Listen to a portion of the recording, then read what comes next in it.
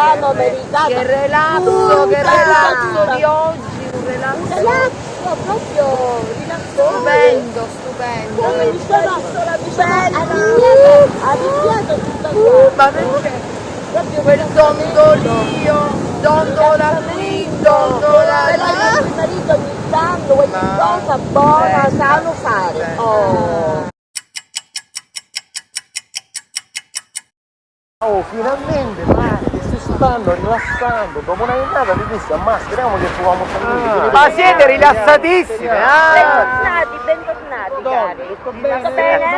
Molto bene, rilassatissime, Ora- soddisfatte fino adesso. Ora dico io, dopo una giornata così frenetica che abbiamo passato e finalmente pare che Rusi, pare che sono abbastanza rilassati, perché non veniamo in bellezza e stasera ne mangiamo? Si brioche a testa, po' dopo e si belli graniti. Che ne pensate? Ottima idea, ottima idea.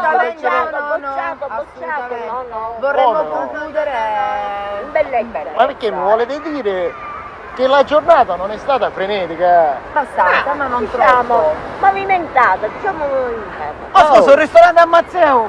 Un ristorante a Mazzeo e perché a Isola Bella che su un litro ne costava 40 euro. Perché ne faccio a bambino, c'è sempre una a cattare sempre cose.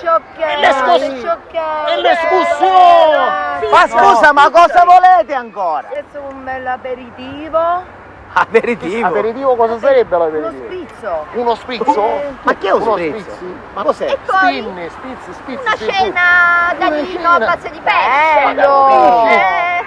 Brava. Ottimo Ma c'è idea, un vinino! Francesco, con un vinello bianco sarebbe Ma che proprio- sono pazzi? Scusate, Io non ne ho soldi, Tesoro, tu ne hai soldi? scusate. Ti devo per forza è rimasto qualche 5 lire, qualche 5 lire Ma se ma posso dire una cosa? Ma da mangiato oggi una cona! Che non c'è più manco una lira, perché tu che stavo da lì, che forse se faceva una colletta tutti insieme, sapete che potremmo fare? Altro che spizzi e spin, quindi potremmo ir all'Eurospin, Bella idea! facciamo un aperitivo e mi facevo un bello piatto di riso squarato!